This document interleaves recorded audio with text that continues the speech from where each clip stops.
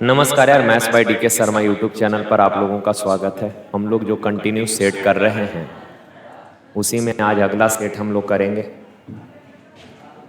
देखिए, का यदि 8 अंकों की संख्या है ये 98 x 4 2 3 5 का ये 72 से डिवाइड है। अगर यार ये नंबर 72 से डिवाइड है, इसका मतलब 72 के फैक्टर से भी डिवाइड होगा, यानी 8 और 9 से भी कटेगा। ठीक है, तो 8 से अगर ये संख्या कटेगा तो 8 से कटने का रूल क्या होता है सर? आखिरी का 3 डिजिट अगर 8 से कट रहा मीन्स ये कंप्लीट नंबर 8 से कटेगा।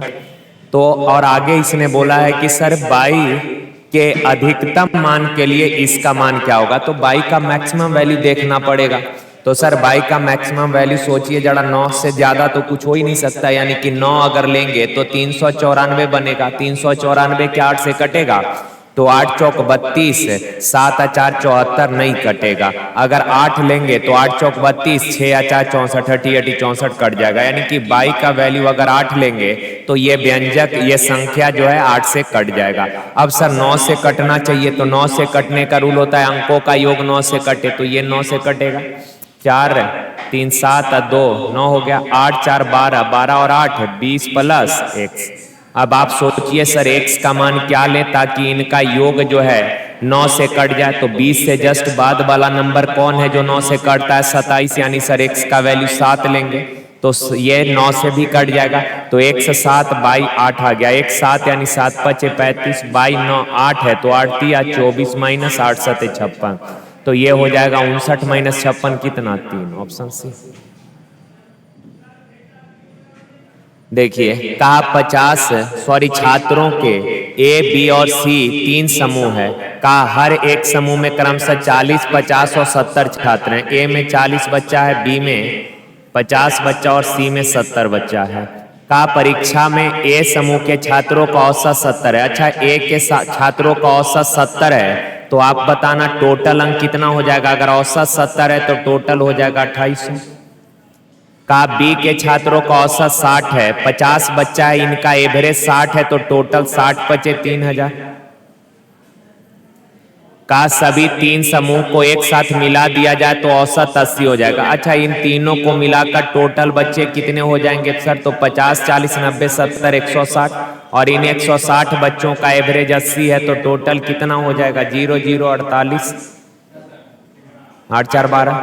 अब आप बताइए यार, तीसरे समूह के बच्चों का टोटल अंक कितना होगा? तो आप बोलेंगे सर टोटल 12800 है, जिसमें से 2800 और 3000 कितना 5800 घटा देंगे तो सर तीसरे ग्रुप के बच्चे का टोटल अंक कितना आ जाएगा? तो आप बोलेंगे सर 7000, तो टोटल अंक 7000 है। का इनका औसत अंक कितना हो जाएगा? तो औसत कितना? नंबर ऑफ कैंडिडेट से डिवाइड कर दीजिए तो हो जाएगा कितना? 100। आसान सा सवाल था यार, है ना? यूपीएसआई में पूछा हुआ, यूपीएसआई का सवाल था। अच्छा, एक बात बताइए, जैसे हम आपको बोले कि ये 4 संख्या लगातार है, मान लेते हैं ये लगातार ही है, 1 2 3 4, तो 1 और 2 का एलसीएम क्या होगा सर? बोलेंगे 1 और 2 का एलसीएम 2 है सर। अगर इन दोनों का एलसीएम 2 है यानी 2 1 से भी कटेगा और 2 से भी कटेगा। क्लियर है बात?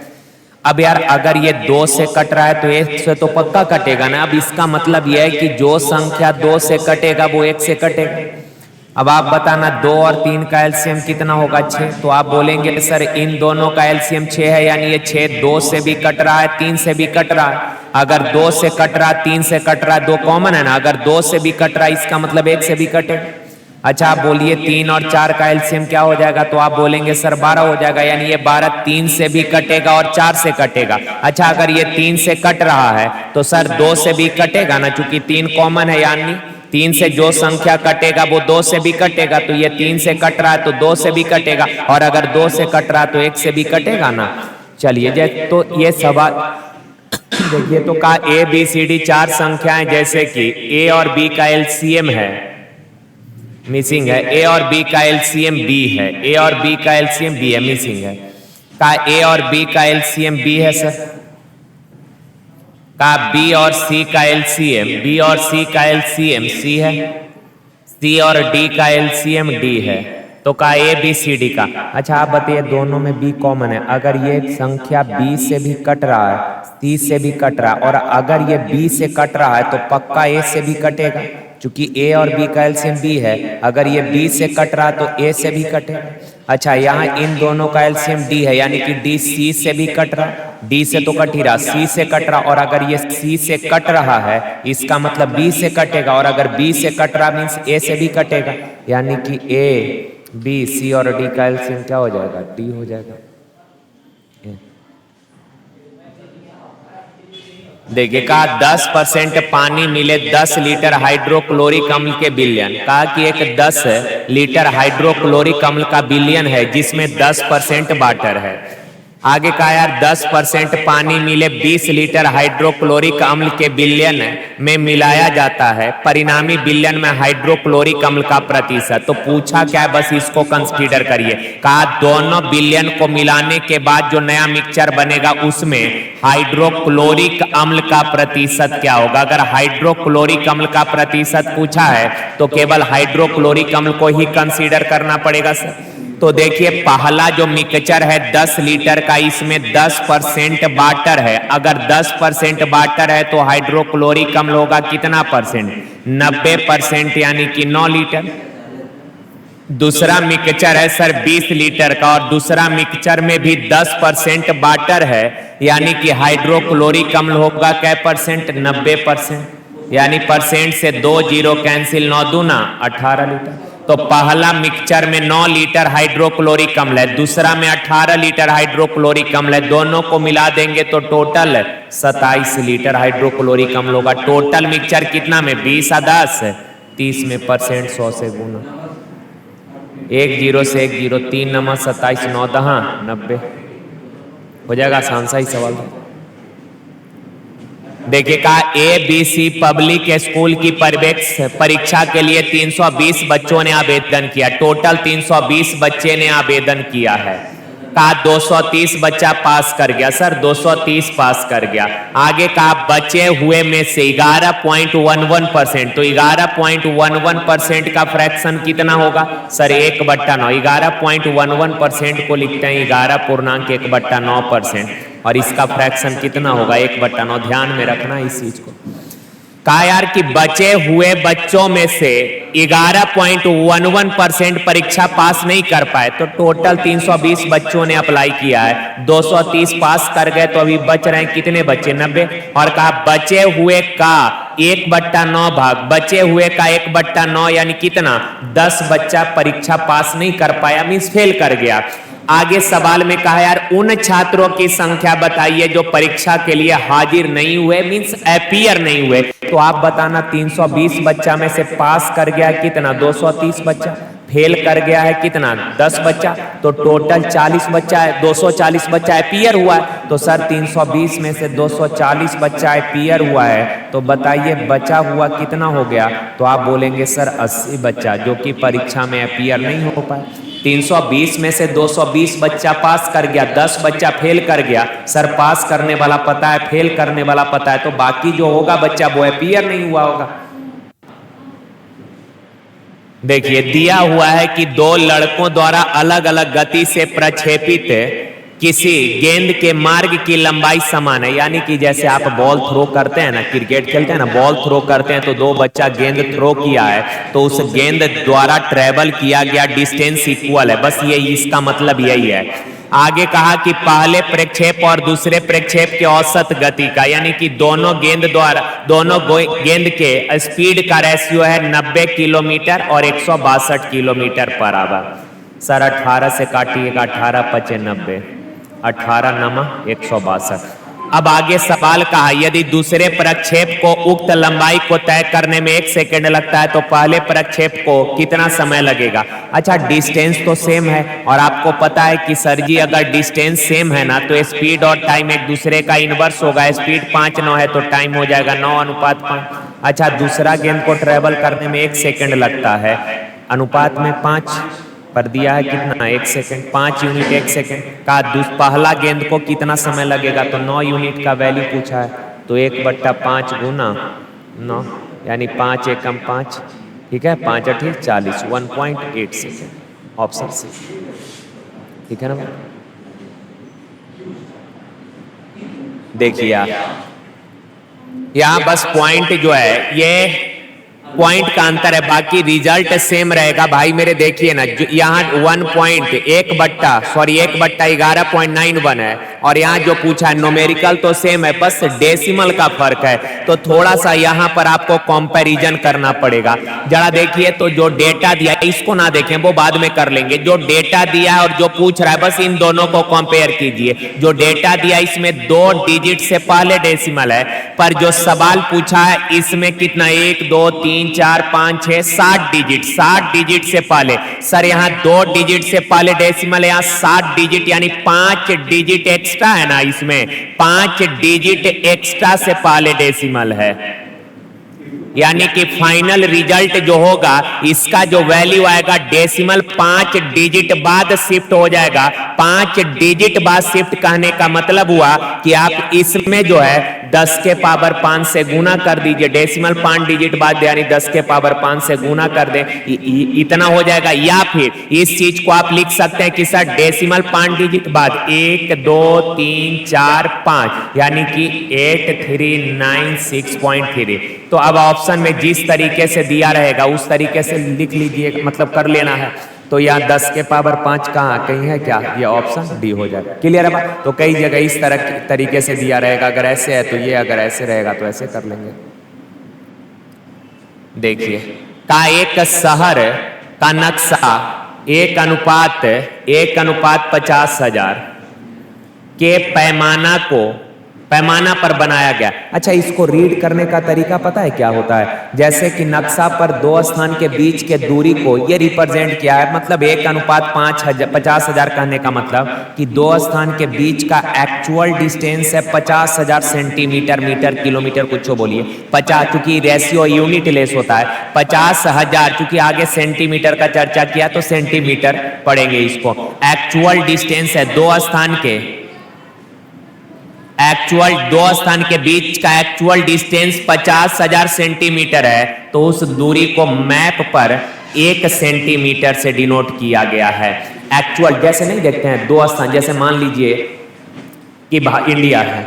अब इंडिया है यार, तो इंडिया यहाँ पे मान लीजिए तमिलनाडु है, यहाँ पे मान लीजिए जम्मू कश्मीर है। डिस्टेंस नापिएगा तो मैप छोटा रहेगा तो इतना, थोड़ा बड़ा तो इतना डिस्टेंस, लेकिन क्या एक्चुअल में इतना डिस्टेंस है तमिलनाडु और जम्मू कश्मीर का? नहीं है। तो सर वो रिप्रेजेंट करते हैं कि हाँ इन दोनों के बीच का डिस्टेंस मैप पे डिनोट किए हैं, जैसे कि 2 स्थान के बीच का दूरी 1 सेंटीमीटर है मैप पर एक्चुअल में उन दोनों स्थानों के बीच का दूरी कितना है? 50,000 सेंटीमीटर है। क्लियर है बात। अब सवाल कहा कि सर ए और बी 2 शहर के बीच का दूरी अगर 12 सेंटीमीटर है तो दोनों शहर के बीच वास्तविक दूरी कितनी है? एक्चुअल डिस्टेंस पूछा है, 2 शहर के बीच का दूरी 12 सेंटीमीटर है, तो एक्चुअल में डिस्टेंस कितना है? यानी मैप पर 2 शहर के बीच का दूरी 12 सेंटीमीटर है, तो एक्चुअल में कितना है? तो एक्चुअल में सर अगर 1 सेंटीमीटर है तो एक्चुअल में 50, तो 12 सेंटीमीटर है तो 12 × 60 है, पर 4 जीरो हो जाएगा, इतना सेंटीमीटर एक्चुअल डिस्टेंस होगा।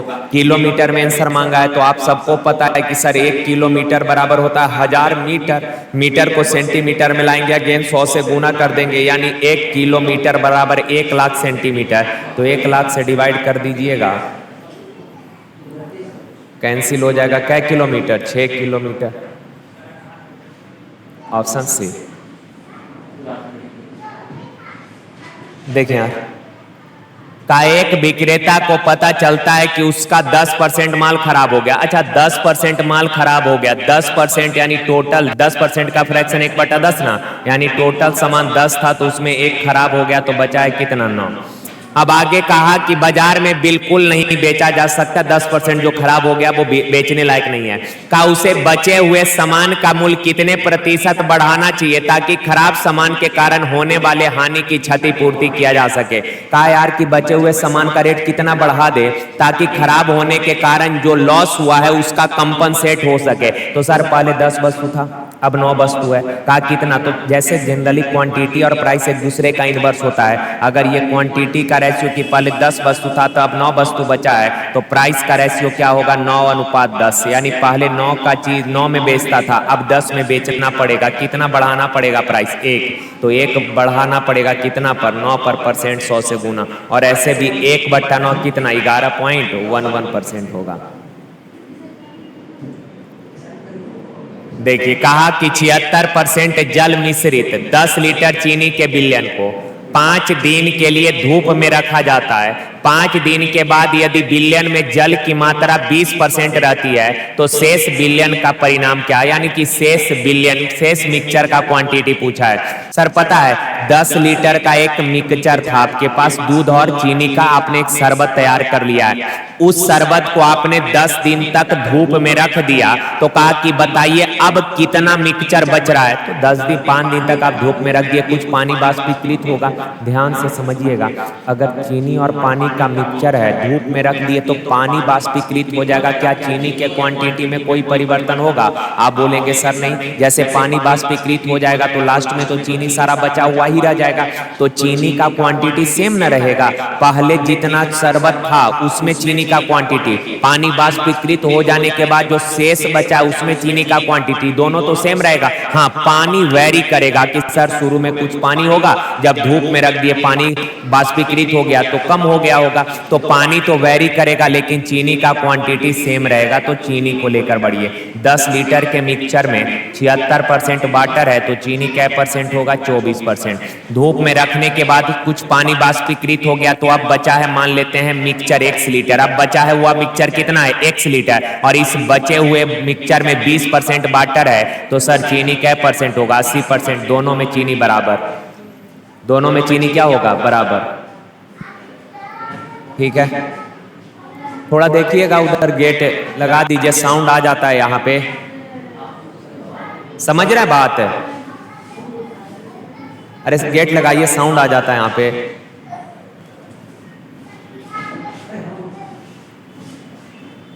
परसेंट से परसेंट कैंसिल, 10 से काटिए 8 बार में, 8 से काटिए 3 बार में, यानी x का वैल्यू कितना 3 लीटर, ठीक है। देखिए कहा रवि को 2500 की आवश्यकता थी, ठीक है, उसने कुछ राशि ए से और कुछ राशि बी से उधार लिया, ए से कुछ पैसा बी से कुछ पैसा उधार ले लिया। कहा ए को उसने 5% ब्याज दिया और बी को 7% ब्याज दिया। यदि 1 वर्ष के अंत में उसके द्वारा दिया गया कुल ब्याज 160 है तो उसने ए से कितना राशि उधार लिया। देखिए यार इसको तो एक तरीका है शिफ्टिंग वाला अप्रोच से इस सवाल को कर सकते हैं, पर वो सब फालतू का अप्रोच है, टाइम खराब हो जाएगा, आप उससे जल्दी ऐसे ही कर लीजिएगा। देखें यार 2500 का आवश्यकता था, ए से मान लेते हैं x रुपया उधार लिया है, तो बी से कितना उधार लिया होगा 2500 माइनस x। का ए को ए से 5% ब्याज दर पर और बी से 7% ब्याज दर पर उधार लिया, तो x रुपया पर 5% के दर से ब्याज लगेगा कितना, तो x का 5%, और इस पैसे पर 7% के दर से ब्याज लगेगा कितना, तो मूलधन का 7%, और दोनों को मिलाकर टोटल ब्याज लगा है कितना, तो 160।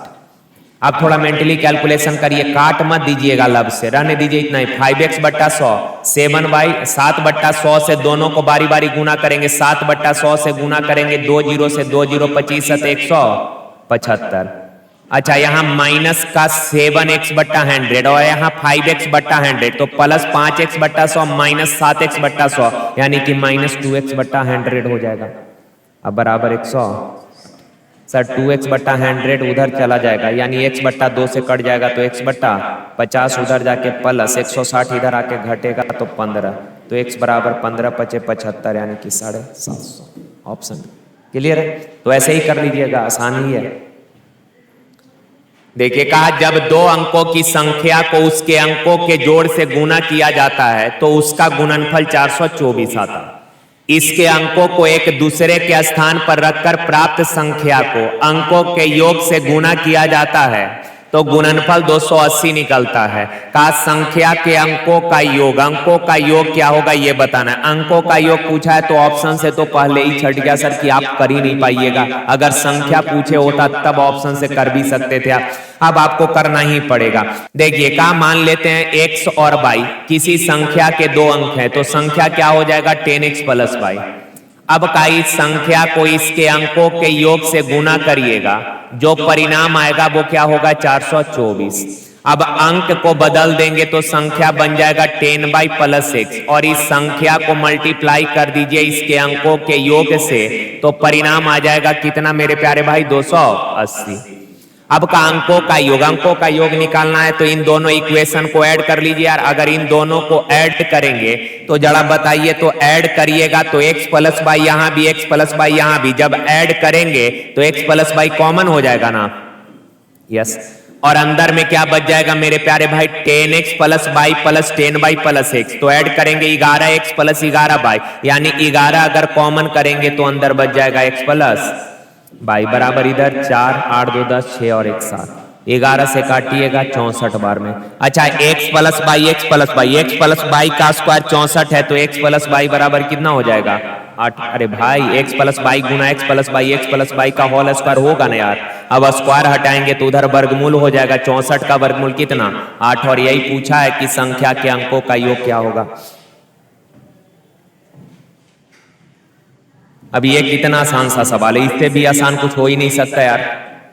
देखें तो 2 का फैक्टर करेंगे तो सर 1 गुना 2 हो जाएगा, 6 होगा सर 2 गुना 3, 12 होगा 3 गुना 4, यानी कि हर दूसरा फैक्टर पहला से कितना ज्यादा है, 1 ज्यादा। देख ही रहे हैं गैप है 1 का। यहां भी सर दूसरा फैक्टर पहला से 1 ज्यादा है। तो आप सबको पता है कि इसको करते कैसे हैं, 1/छोटा 1/छोटा वाला, स्मॉलेस्ट या छोटा वाला, छोटका बोलने में थोड़ा अच्छा लगता है, तो 1/छोटका, छोटका यानी कितना 1 माइनस 1/बड़का यानी ये वाला ना n+1, एक फैक्टर है n, दूसरा n गुना n+1 है तो बड़ा वाला n+1। अब पूरे के बट्टा में गुणनखंड का अंतर कितने कितने का है, 1 का है तो पूरा के बट्टा में, अब बट्टा में 1 है कोई फर्क पड़ेगा नहीं, एलसीएम हो जाएगा n+1, क्रॉस करेंगे सर तो n+1 और माइनस का 1 कट जाएगा तो n/n+1, ऑप्शन डी।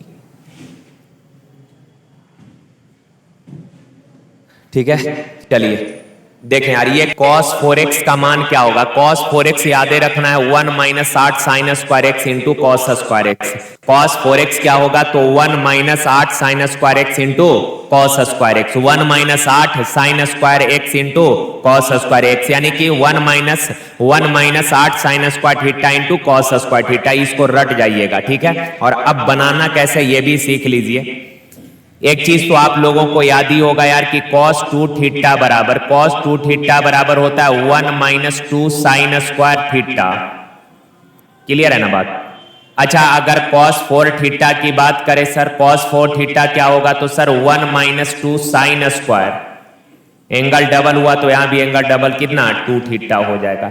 ये चीज तो एकदम याद ही होना चाहिए आपको।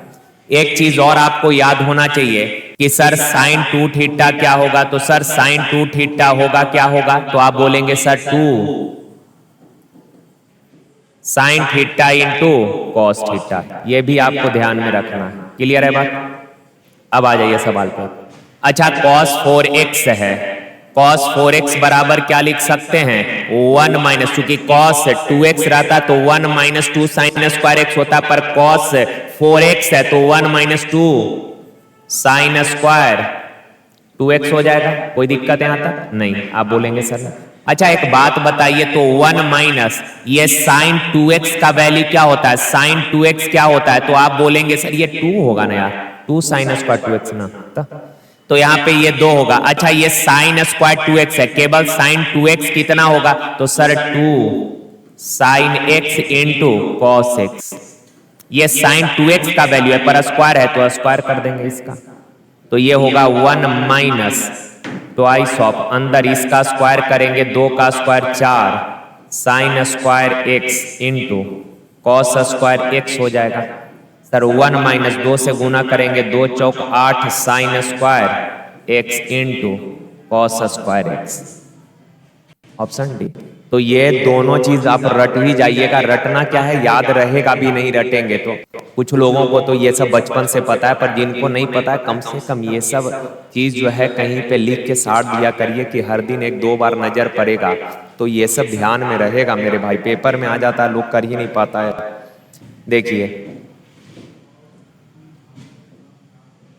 कहा कि 50 मीटर चौड़ी सड़क के दोनों ओर समान ऊंचाई के दो ऊर्ध्वाधर दीपस्तंभ, ऊर्ध्वाधर कहने का मतलब परपेंडिकुलर होता है, तो ये सड़क है जिसका चौड़ाई 50 मीटर, दोनों साइड का इक्वल लेंथ का दो स्तंभ है, ठीक है।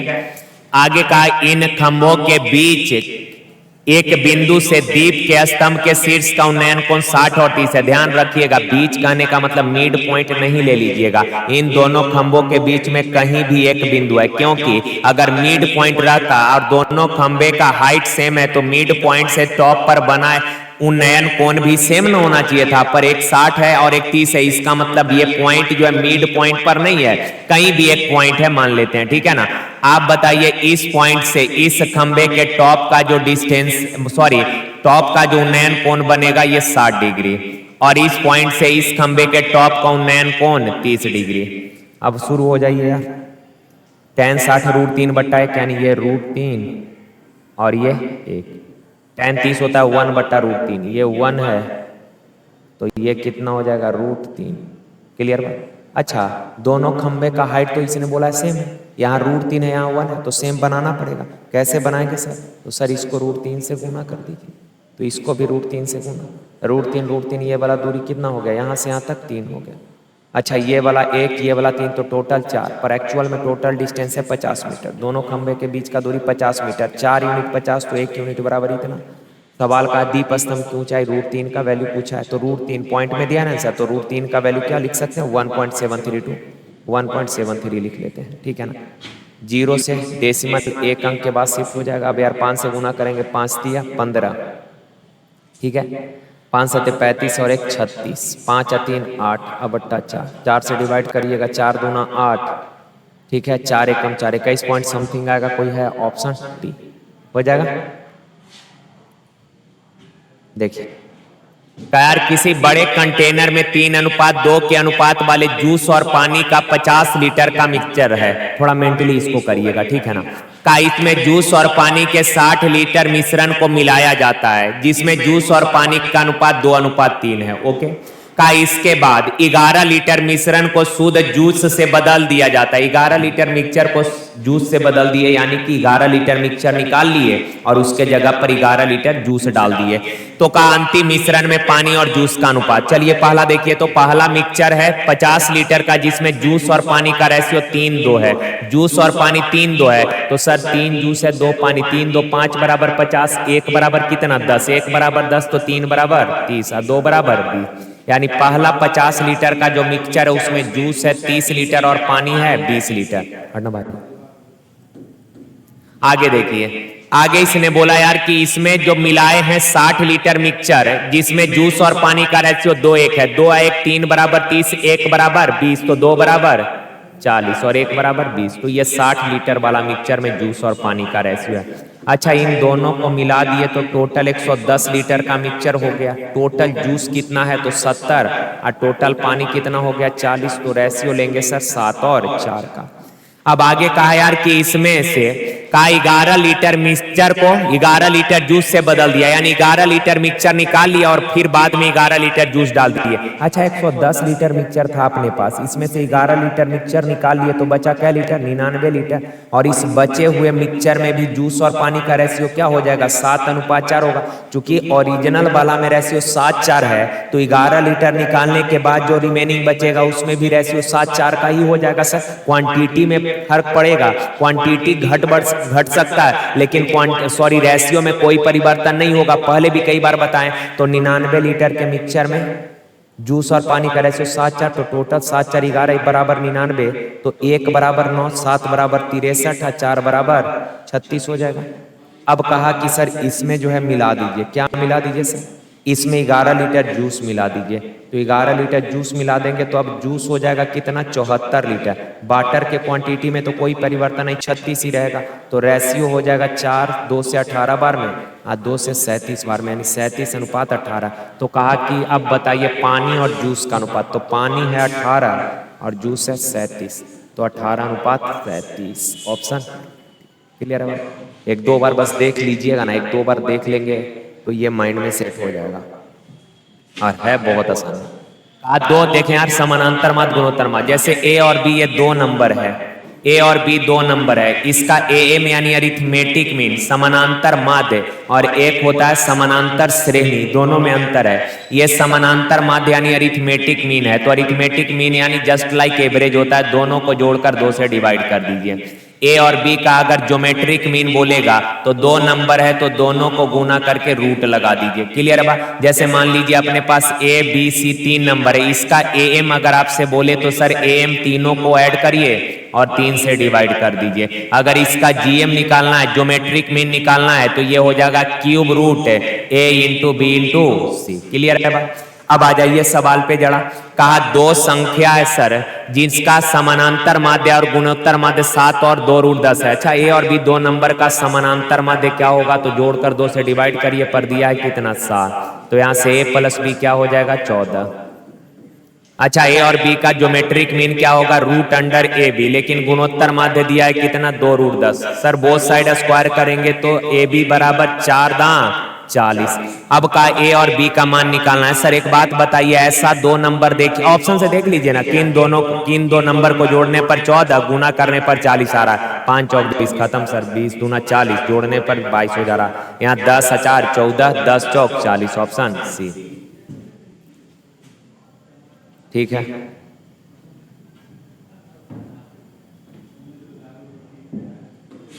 देखिए, कहा यदि कुछ कलम और पेंसिल को 5:3 में खरीदने पर अशोक को 44 का भुगतान करना पड़ा। 5:3 के अनुपात में खरीदे हैं, यानी कि सर कलम खरीदे हैं 5 यूनिट 5 ठो और पेंसिल खरीदे हैं 3 ठो, तो भुगतान करना पड़ा है टोटल 44। कहा यदि अनुपात बदलकर 3:5 हो जाए, यानी कि अब 3 कलम खरीद रहे हैं और 5 पेंसिल खरीद रहे हैं, तो 36 रुपए का भुगतान करना पड़ रहा है। सवाल कहा कि बताइए एक कलम का मूल्य और एक पेंसिल के मूल्य का अनुपात। एक कलम का मान लेते हैं के, एक पेंसिल का मान लेते हैं पी। तो आप बताइए 5 कलम खरीदे, एक कलम के का तो 5 कलम का कीमत हो गया 5 के, एक पेंसिल पी का तो 3 पेंसिल 3 पी, दोनों को मिलाकर टोटल भुगतान किए 44। एक कलम के का तो 3 कलम 3 के का, 5 पेंसिल तो 5 पी का, दोनों को मिलाकर कीमत हो गया 36। अब यार इसको तो सॉल्व करने में महारत हासिल है, कर लेंगे ना। 3 से ऊपर में गुना कर दीजिए तो ये बन जाएगा 3 पचे 15 के अब प्लस 3 तिया 9 पी 132। 5 से नीचे कर देंगे तो 15 के प्लस 5 पचे 25 पी बराबर 36 पचे 180। इन दोनों इक्वेशन को घटा देंगे तो ये कट न जाएगा, और घटाएंगे तो हम -16 पी होगा, और यहाँ कितना माइनस का कितना बच जाएगा, माइनस का 48। माइनस से माइनस कैंसिल हो जाएगा तो पी का वैल्यू 3 आ गया।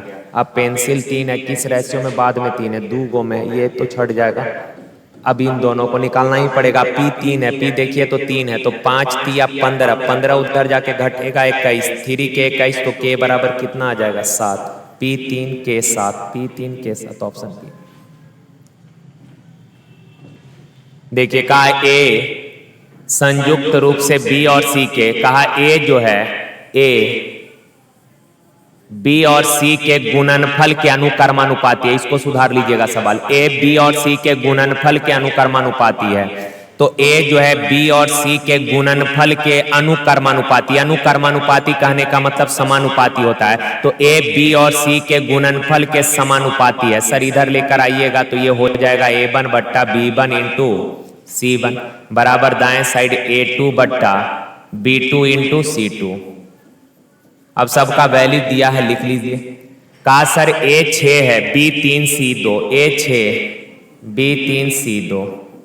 सेकेंड में कहा B5 है, C7 है, तो A यानी सेकेंड वाला यानी A2 का वैल्यू निकालना है। 6 से 6 कट गया, क्रॉस करिएगा तो A2 बराबर 35 हो जाएगा। बहुत सवाल करा चुके हैं ऐसा, इसीलिए इसमें ज्यादा टाइम खराब नहीं किए। देखिए कहा किसी बड़े त्रिभुज के शीर्ष पर 3 छोटे त्रिभुज इस प्रकार बनाए गए हैं। एक बड़ा त्रिभुज है सर और इसके वर्टेक्स से 3 छोटे त्रिभुज बनाया गया है। कहा 3 छोटे त्रिभुज इस प्रकार बनाए गए हैं कि छोटे त्रिभुज की प्रत्येक भुजा, प्रत्येक मतलब कि प्रत्येक छोटे त्रिभुज का ये प्रत्येक भुजा जो है कहा कि उसके अपने ही बड़े त्रिभुज के भुजा के लंबाई का 1/3 है, यानी कि बड़े त्रिभुज के भुजा का लंबाई 3 है, तो छोटा कहा कि छोटे त्रिभुज का प्रत्येक भुजा बड़े त्रिभुज के भुजा का 1/3, यानी बड़ा त्रिभुज का भुजा अगर 3 है तो प्रत्येक छोटे त्रिभुज का प्रत्येक भुजा 1 होगा। तो प्रत्येक छोटे त्रिभुज का प्रत्येक भुजा 1-1 है। प्रत्येक छोटे त्रिभुज का प्रत्येक भुजा कितना कितना है? 1-1 है। प्रत्येक छोटे त्रिभुज का प्रत्येक भुजा 1-1 है और बड़ा त्रिभुज का प्रत्येक भुजा कितना है? 3। इसने बोल ही रखा है कि प्रत्येक छोटे त्रिभुज का प्रत्येक भुजा अपने ही त्रिभुज के भुजा का 1/3 है। आगे कहा कि सर तीनों छोटे त्रिभुज के एरिया का योग और बड़े त्रिभुज के एरिया का अनुपात क्या होगा? अच्छा, तीनों छोटका ट्रायंगल को जरा गौर से देखिए तो तीनों साइड इक्वल है, यानी ये समबाहु है ना। समबाहु का एरिया क्या होगा? तो समबाहु का इधर दिख रहा है ना, हाँ, समबाहु का एरिया क्या होगा? तो √3/4 इंटू भुजा स्क्वायर, भुजा 1 है तो 1 का स्क्वायर 1 ही रहेगा। अच्छा, बड़ा त्रिभुज का भुजा 3 है तो एरिया क्या हो जाएगा? √3/4 इंटू भुजा स्क्वायर, 3 का स्क्वायर 9। अच्छा, ये एक छोटा ट्रायंगल का एरिया इतना है और ऐसा छोटा ट्रायंगल है क्या गो? 3 गो। एगो का एरिया इतना, 3 गो का कितना? 3 से गुना कर लीजिए। √3/4 से √3/4 कैंसिल, 3 से काटिएगा 3 बार में, यानी रेशियो आ गया 1:3। 1:3, ऑप्शन डी का तीनों छोटे ट्रायंगल के एरिया का रेशियो, तीनों छोटे ट्रायंगल के एरिया का योग और बड़े ट्रायंगल के एरिया का रेशियो पूछा है। आगे आ जाइए। का ए किया है बी के तुलना में 60% कम है। 60% का रेशियो होता है 3/5, 60% यानी 3/5। का ए का जो इनकम है बी से 60% कम है। ए का इनकम बी से कम है, यानी बी का इनकम अगर 5 है तो ए का 3 कम कितना होगा? 2।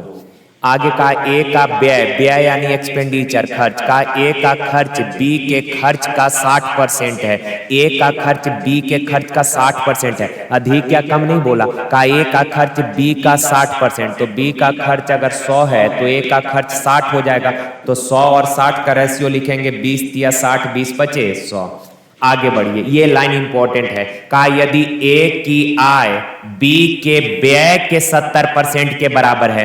का ए का जो आय है यानी ए का जो इनकम है ये बी के एक्सपेंडिचर का 70% है। ए का इनकम बी के एक्सपेंडिचर का 70%, तो बी का खर्च अगर 100 है तो ए का इनकम इसका 70% यानी कि 70 होगा, तो रेशियो होगा 7 और 10 का। तो एक चीज जरा यहाँ पे गौर करिएगा कि सर ए का इनकम है 7 यूनिट और बी का एक्सपेंडिचर है 10 यूनिट, यानी ए के इनकम और बी के एक्सपेंडिचर का रेशियो 7:10 होना चाहिए। अब यहाँ देखिए तो ए का इनकम कितना है? आप बोलेंगे सर 2 है। ए का इनकम कितना? 2।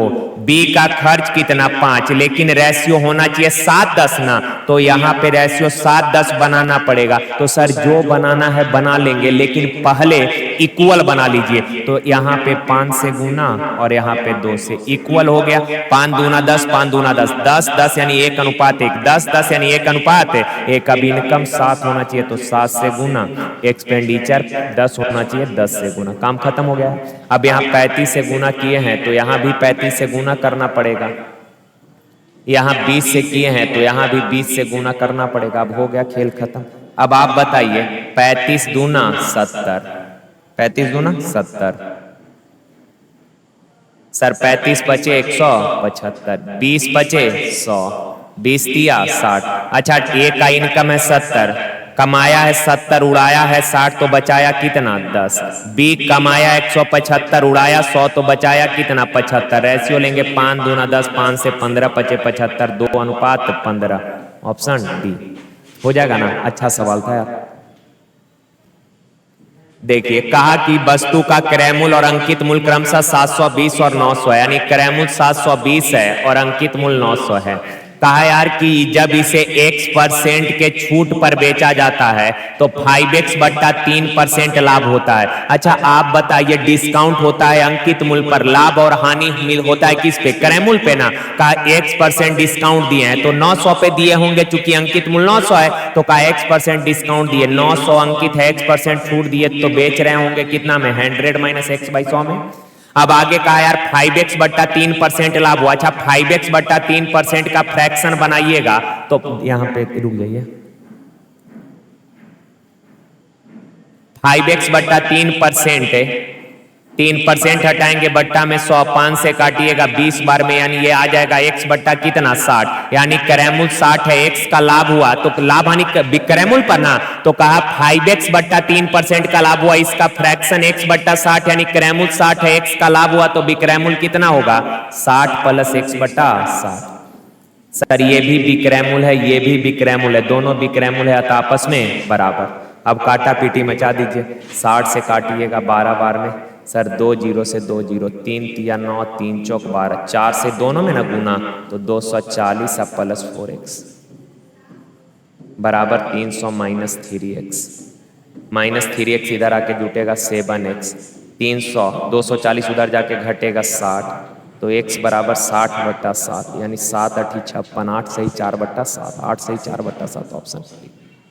ठीक है, ध्यान रखिएगा यहाँ सवाल में क्रयमूल भी दिया है, अंकित मूल्य भी दिया है और आगे डिस्काउंट का भी चर्चा किया, प्रॉफिट का भी चर्चा किया। तो आपको पता है सर डिस्काउंट दिया है, अंकित मूल्य दिया है तो विक्रयमूल आ जाएगा, क्रयमूल दिया है, प्रॉफिट परसेंट दिया है तो यहां से भी विक्रयमूल आ जाएगा और विक्रयमूल को इक्वल कर लेंगे, काम खत्म यार।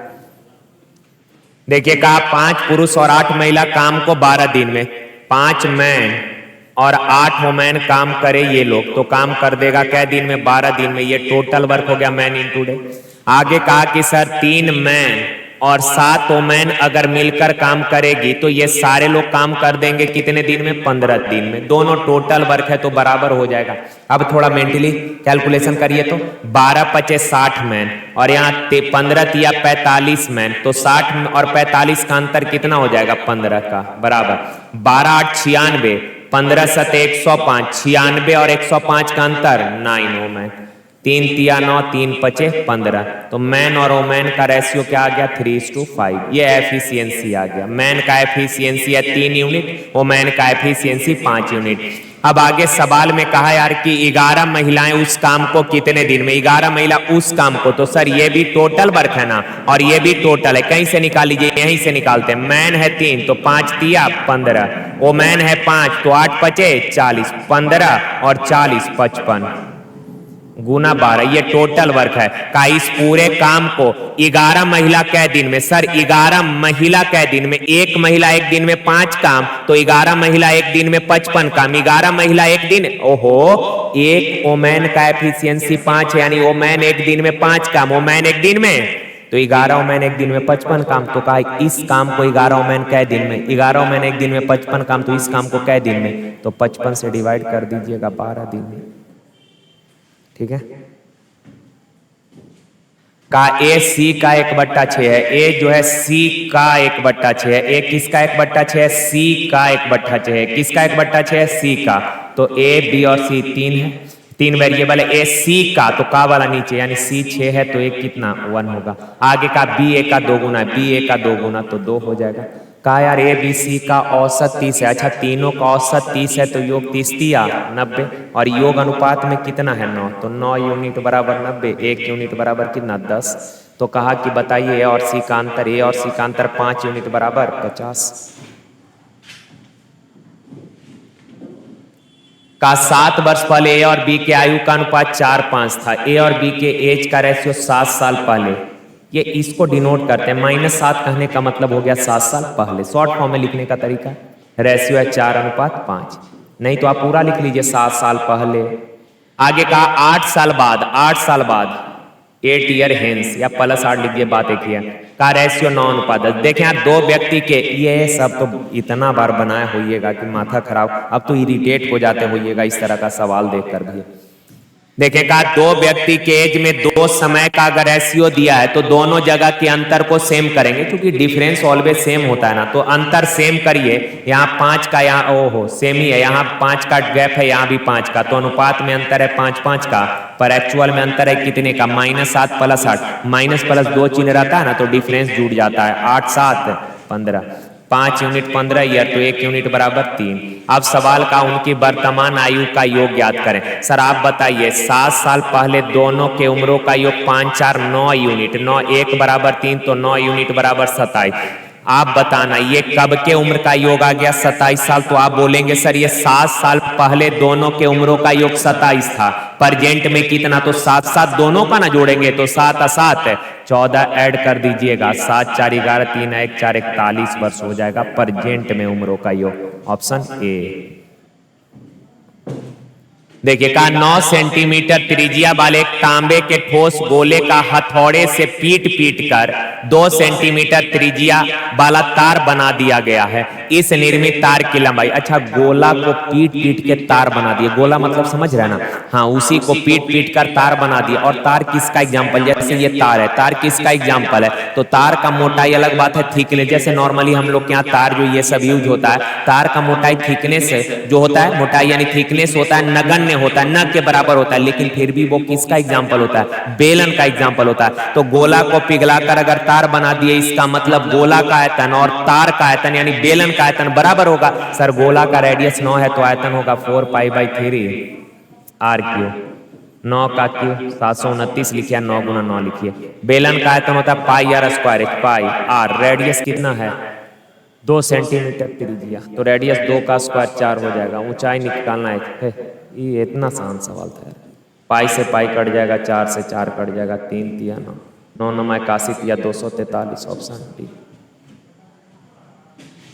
का 2.2 मीटर लंबा 2.1 मीटर चौड़ा माप वाला धातु के एक आयताकार सीट से एक बिना ढक्कन वाला बेलनाकार कंटेनर बनाया गया। एक कंटेनर बनाए हैं जिसका ढक्कन नहीं है।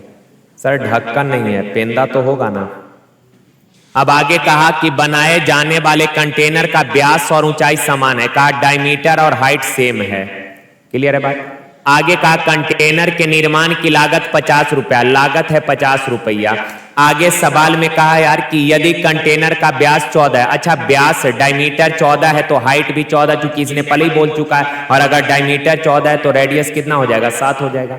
तो कहा पूर्ण कंटेनर बनाने में आने वाला कुल लागत ज्ञात करें। अच्छा आयताकार सीट से कंटेनर बना रहे हैं तो पहले सीट का देखिए एरिया क्या है, तो सर सीट का जो एरिया होगा, सीट चूंकि आयताकार है तो आयत का एरिया लंबाई गुना चौड़ाई, यहाँ सेंटीमीटर में यूनिट है पर यहाँ मीटर में है, तो 1 मीटर 100 सेंटीमीटर, तो 2.2 मीटर 2.2 मीटर जैसे 2.2 मीटर सेंटीमीटर में लाएंगे, 100 से गुना करेंगे, 0 से डेसिमल खत्म यानी 220 सेंटीमीटर ना होगा, तो यहाँ लंबाई हो जाएगा 220 सेंटीमीटर और चौड़ाई हो जाएगा 210 सेंटीमीटर। इतना ही रहने दीजिए, ये आयताकार सीट का एरिया आ गया। अब जो कंटेनर बना रहे हैं तो एक कंटेनर को बनाने के लिए आवश्यक एरिया जितना चाहिए वो निकालना पड़ेगा, यानी कंटेनर का टोटल सरफेस एरिया निकाल लेते हैं। सर कंटेनर का अच्छा पता है टोटल सरफेस एरिया, जैसे मान लीजिए कि ये बेलन है, इसका टोटल सरफेस, ये बेलन है, इसका टोटल सरफेस एरिया, पहले वक्र पृष्ठ समझिए, किसी भी 3D फिगर का वक्र पृष्ठ एरिया क्या होता है,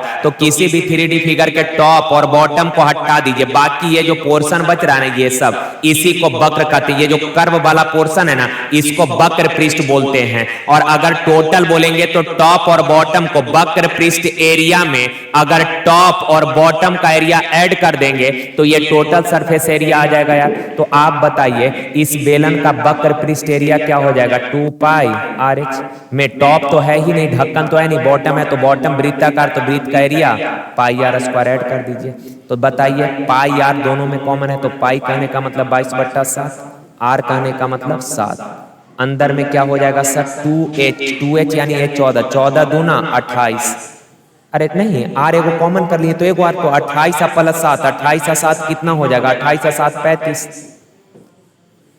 तो 7 से 7 कट गया, 22 गुना 5 इतना ही 35 रहने दीजिए। यानी कि एक कंटेनर को बनाने के लिए या एक कंटेनर का जो टोटल सरफेस एरिया है वो है 22 गुना 35। अब यार आयताकार सीट से कंटेनर बना रहे हैं तो आयताकार सीट का जो एरिया है, इसमें आयताकार सीट के एरिया में एक कंटेनर के एरिया से भाग दे दीजिएगा। आयताकार सीट के एरिया में एक कंटेनर के एरिया से भाग दे दीजिएगा तो क्या कंटेनर का संख्या नहीं आ जाएगा, कंटेनर का ये संख्या आ जाएगा।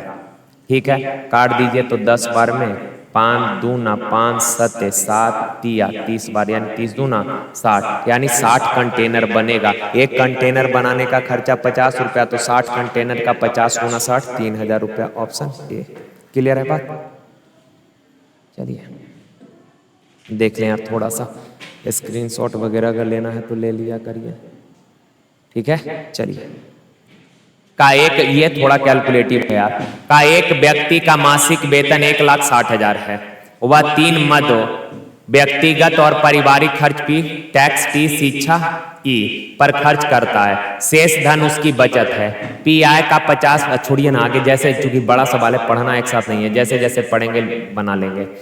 तो सबसे पहले तो इनकम का भी 1,60,000 बहुत बड़ा वैल्यू है, उससे शुरू मत कर दीजिएगा। मान लेते हैं इनकम है 100, इनकम है कितना 100 का 3 मद पे खर्च किया, पी टी टैक्स है और ई एजुकेशन पे, और बाकी पैसा सेविंग किया है। ठीक है भाई, अब देखिए जरा कायार की सेधन बचत करता है, पी आय का 50% है, पी जो है आय का 50%, 100 का 50%, 50 रुपया पी है। आगे का ई, पी का 20%, ई जो है एनी एजुकेशन पर पी का 20% है, पी का 20% खर्च करता है, तो पी 50 का 20% कितना 10 रुपया एजुकेशन। आगे का यार टी, ई का 15% है, टी जो है ई का 15%, तो 10 का 15% 150%, 150% यानी कि 1.50। अच्छा 50 और 10 60, आए के 61.50 खर्च कर दिया, तो सेविंग किया है कितना, सेविंग किया है मेरे प्यारे भाई कितना 61 है ना, तो 61 है ना यानी कि 8 4 यानी कि 38.50 सेविंग किया है। 50 का कोई मतलब नहीं है, केवल 5, डेसिमल के बाद 0 का कोई मतलब नहीं। अब आगे इसने कहा कि उसके वेतन में, यहां देखिए जब उसके वेतन में 30% वृद्धि हुई है, तो इनकम 100 था, 30 बढ़कर हो गया कितना 130। आगे कहा कि पी का प्रतिशत स्तर पहले जितना ही रखा है, यानी कि पहले जितना कमाता था उसका 50% पी था, तो आज भी जितना कमाता है उसका 50% पी है, तो 130 का 50% यानी आधा 65 रुपया पी है।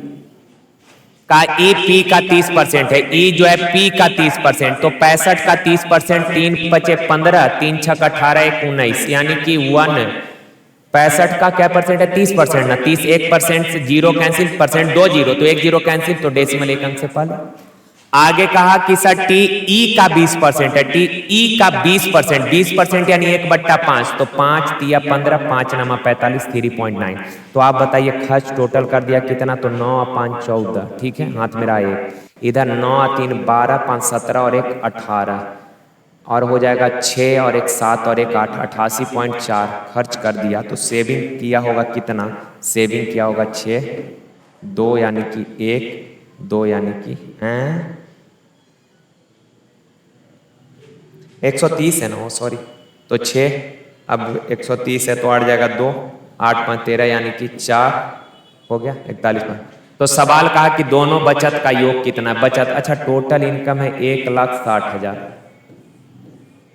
अनुपात में इनकम था कि नहीं, ये नया वाला है, एक्चुअल 100 था, का सेविंग का योग, तो इन दोनों का योग निकालेंगे, 6 5 11, 8 1 9 और 1 10, 4 3 7 और 1 8, 0 से 0 कैंसिल, 1 0 से सर डेसिमल कैंसिल हो जाएगा, तो 0 16 एकम 16 8 128, यानी कि 12, कहाँ है 12 8 1 6 0, ऑप्शन बी। थोड़ा सा कैलकुलेशन करना पड़ेगा यार इसका, इतना कैलकुलेशन कर सकते हैं आप। देखिए का यार किसी कक्षा के परीक्षा में 40 छात्रों के औसत अंक 45 था, ठीक है, बाद में यह पाया गया कि 2 स्थान पर 25 को 35 पढ़ लिया गया, 25 था एक्चुअल में 25 था, पर गलती से पढ़ लिया गया कितना 35।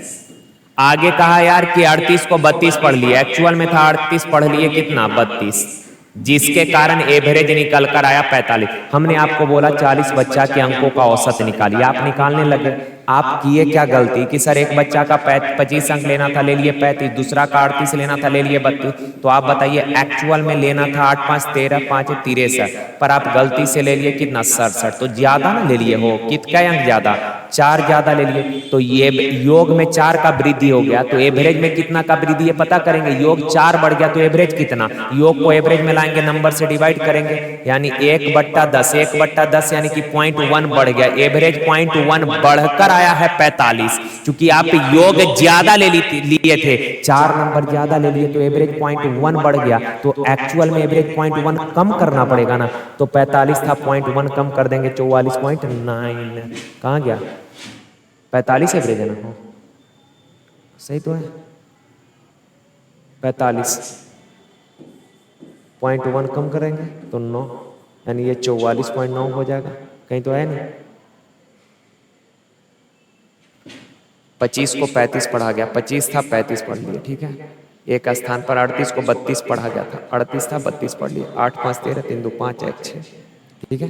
5 2 7, 3 3 6, 63 67 4, 40 छात्र के औसत अंक 45 से 40, 4/40, 1/10, 0.1 ज़्यादा, एक्चुअल में 0.1 कम करना पड़ेगा, 44.9 नहीं है वो। 1 मिनट चेक कर लेते हैं यार।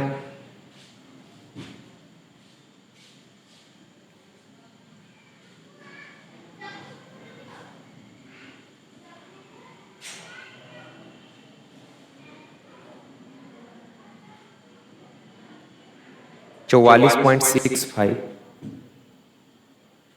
65 कैसे होगा यार? ठीक है यार, होगा कहीं मिस्टेक हो गया होगा। 25 35 देख लेते हैं एक बार और यार, क्या इसमें न्यूमेरिकल सही है ना। 40 छात्रों का औसत 45 है, ठीक है, 45 है।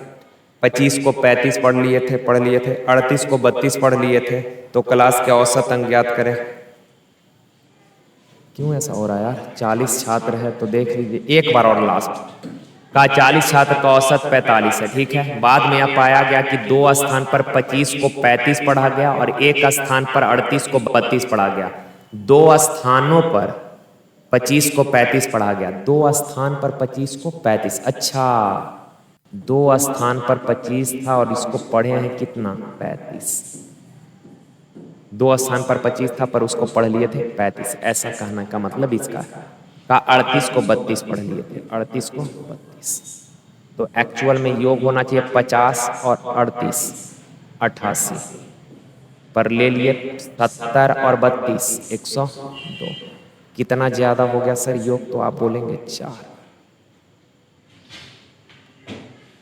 14। तो एवरेज में कितने का? 40 से डिवाइड कर देंगे, ठीक है ना। योग इतना बढ़ गया, एवरेज 40 से डिवाइड कर देंगे। 2 सत्ते 2 से 20, 5 से करेंगे 20 बचे 100, 35/100 यानी कि 0.35 एवरेज बढ़ गया। तो एवरेज 0. यहाँ पे गलती हो गया, हम पढ़ नहीं पाए थे, केवल न्यूमेरिकल देख लिए थे। एवरेज 0.35 बढ़कर आया 45, तो एक्चुअल में 0.35 कम करना पड़ेगा ना। तो ये 5 ये 6 44.65, ठीक है ना। तब सही था। देखें का 9 और 13 में से प्रत्येक से छोटी कौन सी संख्या घटाई जाए ताकि उनका तृतीय अनुपात 18 हो। तृतीय अनुपात क्या होता है? b² सर 9 और 13 प्रत्येक में से क्या घटाए? हमने मान लिया x घटाए, 9 में से भी x घटाए हैं और 13 में से भी x घटाए हैं, ताकि जो इन दोनों का तृतीय अनुपात है वो 18 आ जाए। तो तृतीय अनुपात होता है b² और बट्टा में a, लेकिन तृतीय अनुपात दिया है कितना? 18। अब आप ऑप्शन से देख लीजिए, इतना करना भी नहीं था, डायरेक्ट आप वहीं लगा लेते ऑप्शन। देखें x 2 लेंगे तो 13 में से 2 गया 11/7, कोई फैक्टर बन ही नहीं रहा या मल्टीपल नहीं है 7 का 11, ना 11 का 7 फैक्टर है, ऐसा होगा नहीं। 4 लेंगे तो 9 और ये नीचे 5, ये भी नहीं होगा। 3 लेंगे तो 10 और नीचे 6, 10 और 6, 10 का स्क्वायर 6 नीचे 10 का स्क्वायर 6 ना, और नीचे कितना हो जाएगा? 6, 100/6 नहीं हो पाएगा। ये भी एक लेंगे, एक ही अब बच गया, यही होगा। देखें तो 12 का स्क्वायर 12 गुना 12 लिख सकते हैं, और नीचे 9 में से 1 गया 8, 4 दूना 8, 4 दिया 12, 2 छक 12, 6 तिरिक 18, सेटिस्फाई कर गया, एक ही। ओके ना, तो चले यार आज के लिए यहीं तक मेरे प्यारे भाई। थैंक यू यार, धन्यवाद, थैंक यू।